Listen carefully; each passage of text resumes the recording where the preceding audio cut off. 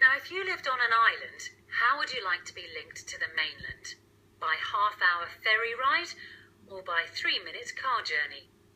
The biggest bridge in all of Latin America is going to be built in Chile, and Lucy Daltroff finds people torn between the romance of seclusion and the ease of connectedness. It's a grey day on Chiloe, but as the rain stops and the mist clears, a pair of black-necked swans elegantly glide past, not even giving a glance to the colourful houses on stilts. "We don't mind the rain," says Benjamin, our guide. "We just get on with it, dress accordingly, and enjoy our surroundings." He's right, of course.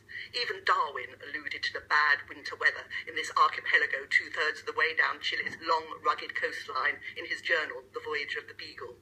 Today, the 30 islands make up a fiercely independent community with its own distinct identity. The older generation still has faith in the magical legends and stories that have been passed down here for many years. There's one about a ghost ship called Chiloe, carrying the souls of wrecked sailors. And then there's Trauco, a repulsive gnome who can kill with just a look, but is irresistible to young virgins. The Jesuits first brought Catholicism to these islands in the 17th century, and I can't help wondering if their religious strictures meant that these fantasies became a great way to shift the blame for unmarried pregnant girls or drunken young men. The many churches here also result from the missionaries' visits. Previously, local building skills had been used mainly in making fishing vessels, so the 160 colourful wood basilicas scattered predominantly along the coastline were constructed with the framework of an upside-down boat. 16 of them have now achieved UNESCO World Heritage status. The capital, Castro, dates from 1576 and is full of character, despite some destruction from an earthquake in 1960 that completely destroyed the port. In the bustling Yomble market, gleaming varieties of shellfish tumble over bulging stalls. Fishing is still one of the main occupations. Nearby, the fruit and vegetable stands, with their giant garlic cloves, are dominated by potatoes.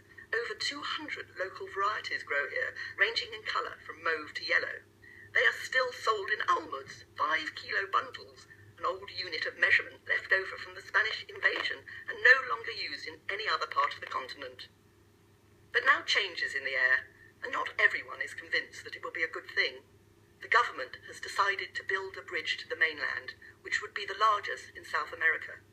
2 years ago, LAN Airways inaugurated 4 regional flights a week into the tiny airport near Castro, but the main access to the rest of Chile is still by the romantic 30-minute ferry that leaves from nearby Pagua, southeast of Puerto Montt. The new plans would turn the trip into a boring 3-minute car ride. "There's a big division here," explains Andres Bravari, architect and general manager of a new hotel. "We've been told the bridge would let us get to better healthcare on the mainland, and the general consensus is yes, we do need that. But instead, let's just put a small proportion of that budget into building a modern hospital here. The truth is, we weren't really consulted." The health risks were highlighted last year by the case of 35-year-old Miriam Masala Fontana. She was 25 weeks pregnant and suffering from a brain hemorrhage. The small local hospital couldn't treat her adequately, so the decision was made to seek out better medical care. Sadly, the 3-hour journey to a mainland hospital was just too long for her to survive. Apart from the health benefits, supporters also expect the bridge to boost tourism and increase investment and business opportunities on the island. Opponents worry about habitat degradation, land and marine pollution, and an end to their uniqueness as a community. The bridge could run into problems too, especially if the pessimistic predictions about its effect on the ecosystem turn out to be true. Lucy Daltroff. From the remoteness of island life to the front line of the fight against Boko Haram, from our